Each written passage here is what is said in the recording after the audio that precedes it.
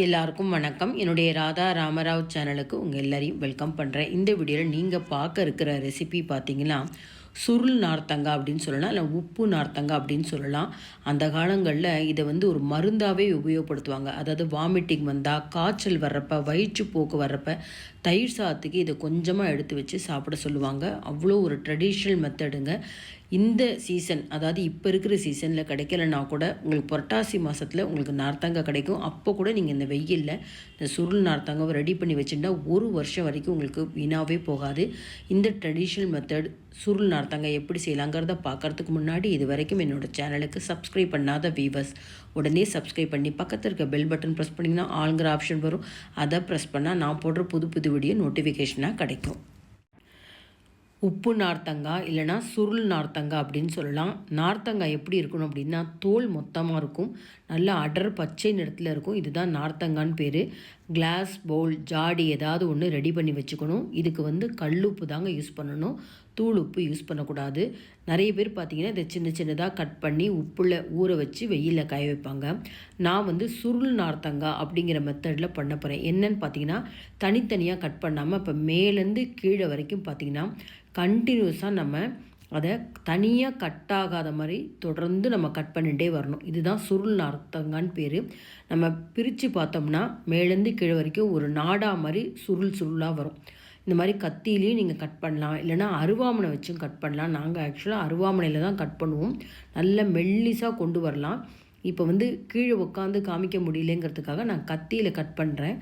பாருங்கள், அப்படியே கொஞ்சம் கொஞ்சமாக நான் தள்ளி தள்ளி தள்ளி கட் பண்ணுறேன். பார்த்தீங்களா, தனியாக எக்காரணம் கொண்டு உங்களுக்கு 2 பகுதியாகவோ 3 பகுதியாகவோ பிரிஞ்சு போகக்கூடாது. இந்த மாதிரி தட்டு கீழே வச்சு கூட உங்களுக்கு கத்தியில் நல்லா அழுத்தம் கொடுத்து அப்படியே கொஞ்சம் கொஞ்சமாக நகர்த்திண்டே வரணும்.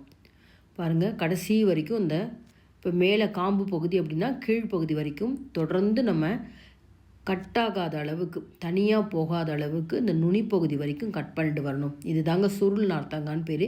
இந்த மாதிரி கட் பண்ணிவிட்டு நம்ம அந்த இடைவெளிகள்லாம் உங்களுக்கு உப்பு வச்சு அடைக்கணும். பார்த்திங்களா, கட் பண்ண நார்த்தங்காவை பிரித்து காமிக்கிறேன். தனித்தனியாக போகாமல் இப்படி அங்கங்கே இடைவெளி விட்டு இருக்குது. பார்த்திங்களா, இந்த இடைவெளிக்குள்ளலாம் நம்ம உப்பு வச்சு அடைக்க போகிறோம். இப்போ இன்னுமே மெல்லிஸாக நான் அதை கட் பண்ணுறதையும் காமிக்கிறேன். அருவாமனையில் கட் பண்ணியிருக்கேன். இந்த மாதிரி மெல்லிஸாக கட் பண்ணுறப்ப சீக்கிரமே உங்களுக்கு உப்பில் ஊறும். இப்போ பாருங்கள், இந்த மாதிரி மெல்லிஸாக இருக்கிறத நான் எப்படி உப்பு வச்சு அடைக்கிறேங்கிறதையும் காமிக்கிறேன். அப்படியே ஸ்ப்ரிங்கு மாதிரி இருக்கணுங்க. சொல்லப்போனால் இது ஸ்ப்ரிங் எப்படி இருக்கும் அந்த மாதிரி தான் இருக்கும். இப்போ இதில் முதல்ல நம்ம உப்பு அளவுன்றது கிடையாதுங்க. கல்லுப்பு எடுத்து வச்சுக்கோங்க. ஒரு கேப்லேயும் உப்பு எடுத்து அடைக்கணும். கொஞ்சமாக கையில் எடுத்துக்கோங்க. அந்த கேப்பில் எவ்வளோ வைக்க முடியுமோ அந்த அளவுக்கு வைக்கணும். நான் எப்படி பிடிச்சி வச்சுருக்கேன் பார்த்தீங்களா, கைக்குள்ளே உள்ளங்கைக்குள்ளே அந்த நார்த்தங்காய் அடங்குற மாதிரி வச்சுட்டு ஒரு கேப்லேயும் கொஞ்சம் கொஞ்சம் உப்பு எடுத்துக்கோங்க. எடுத்துட்டு அந்த கேப் முழுக்க உப்பு நல்லா ஃபுல்லாக இருக்கிற மாதிரி எடுத்து வச்சுக்கோங்க. கடைசியில் நுனி பகுதியிலையும் பாருங்கள், இந்த மாதிரி உப்பு வச்சுட்டு நல்லா டைட்டாக மூடணும். டைட்டாக மூடினா தான் உங்களுக்கு இந்த உப்பு கரைஞ்சி கசிய ஆரம்பிக்கும். இப்போ இந்த அளவு உப்பு வைக்கிறதுனால தான் கண்டிப்பாக கண்ணாடி பாட்டில் இல்லைனா பீங்கான் ஜாடி அதில் வைக்கணுன்னே. வேறு எந்த பாத்திரத்தில் வச்சாலும் இந்த உப்பு கெமிக்கல் ரியாக்ஷன் ஆகும். திரும்பவும் அடுத்த நார்த்தங்கால எப்படி நான் உப்பு வைக்கிறேன்னு பாருங்கள். ஒரு கேப்புக்குள்ளேயும் கல்லுப்பை வச்சு நல்லா டைட்டாக மூடிண்டே கடைசியாக மேலே இருக்கிற பகுதியிலையும் உப்பு வச்சுட்டு எல்லாத்தையும் அப்படியே சுருட்டி வச்சு அப்படியே உள்ளே ப்ரெஸ் பண்ணிடணுங்க. அவ்வளோதான். 2 நாள் வரைக்கும் நம்ம இதை அப்படியே டிஸ்டர்ப் பண்ணாமல் வச்சாதான் நல்லா உங்களுக்கு உப்பும் அந்த நார்த்தங்காயில் இருக்க ஜூஸும் கசிஞ்சு உப்பு கரைஞ்சே போயிடும். நமக்கு அப்படியே முழுசாக இருக்காது. இப்போ நம்ம கட் பண்ணுறப்பே இந்த கொட்டையெல்லாம் தனியாக வந்திருக்கு, கொஞ்சம் ஜூஸ் கசிஞ்சிருக்கு. அந்த உப்போடு அந்த ஜூஸ் எல்லாத்தையும் சேர்த்துட்டு 2 நாள் ஊறின அப்புறம் பாருங்கள், நல்ல ஒரு நிறம் மாதிரி இருக்குது. எவ்வளோ உங்களுக்கு அந்த நார்த்தங்காயில் இருக்க ஜூஸு கசிஞ்சு உப்பு முழுக்க கரைஞ்சி போச்சு. இந்த மாதிரி ஒரு நாளைக்கு ஒரு தடவை திருப்பி விடுங்க. மேல் பகுதியை கீழேயும் கீழ்ப்பகுதியை மேலேயும் வச்சாதான் உங்களுக்கு அந்த ஜூஸில் இந்த தோல் நல்லா ஊறிட்டு ரொம்ப சாஃப்டாகிடும். இந்த 2 நாளைக்கு அப்புறம் இது எப்படி நான் வெயிலில் காய வைக்கணும் அப்படிங்கிறத காமிக்கிறேன். இப்போ இந்த மாதிரி ஒரு நாளைக்கு 1 முறை 2 முறை திருப்பி வச்சுட்டே இருக்கணும்.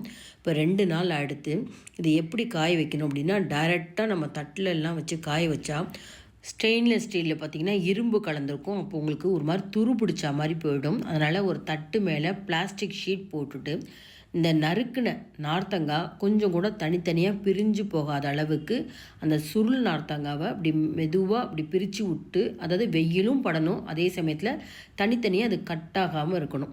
இப்போ இதே இந்த அளவுக்குலாம் எங்களால் கட் பண்ண தெரியாது அப்படின்னா, தாராளமாக நீங்கள் ஊறுகாய் கட் பண்ணுற மாதிரி சின்ன சின்ன பீஸாக கட் பண்ணி கல்லுப்பு போட்டு நல்லா 2-3 நாள் குலுக்கி விட்டு நீங்கள் நார்மலாகவே வெயிலில் வைக்கலாம். இது சுருள் நார்த்தங்காய் அப்படிங்கிறப்ப இப்படி தான் வைக்கணும். இப்போ ஒரு நாள் வெயிலில் காய வச்சப்புறம் பாருங்கள், நல்லா மேலெல்லாம் உப்பு பூத்தா மாதிரி இருக்குது பார்த்திங்களா அந்த நார்த்தங்காயில். திரும்பவும் நம்ம அந்த உப்பு நார்த்தங்காய் ஜூஸில் இந்த காஞ்ச நார்த்தங்காவை போட்டுவிட்டு நல்லா கிளறி விடுங்க.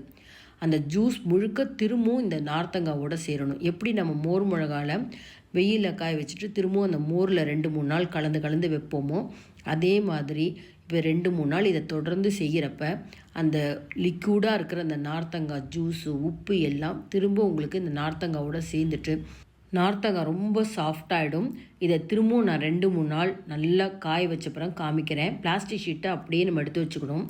ஒரு 3 நாள் தொடர்ந்து காய வச்சதுக்கப்புறம் பார்த்திங்கன்னா தோல் ரொம்ப சாஃப்டாக எடுத்து இந்த உப்பெல்லாம் நல்லா இஞ்செடுத்து பாருங்களேன். கிளாஸ் பவுலில் நான் எவ்வளோ ஜூஸ் காமிச்சிருந்தேன்.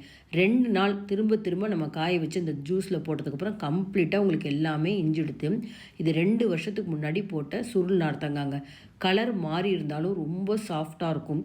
அதாவது பிரசவம் ஆன அந்த தாய்மார்களுக்கு பால் சாதத்தில் இதை கொடுப்பாங்க. ஒரு வயிற்றால் போகுது அப்படின்னா இதை நீங்கள் தயிர் சாதத்தோடு வச்சு சாப்பிட்லாம்.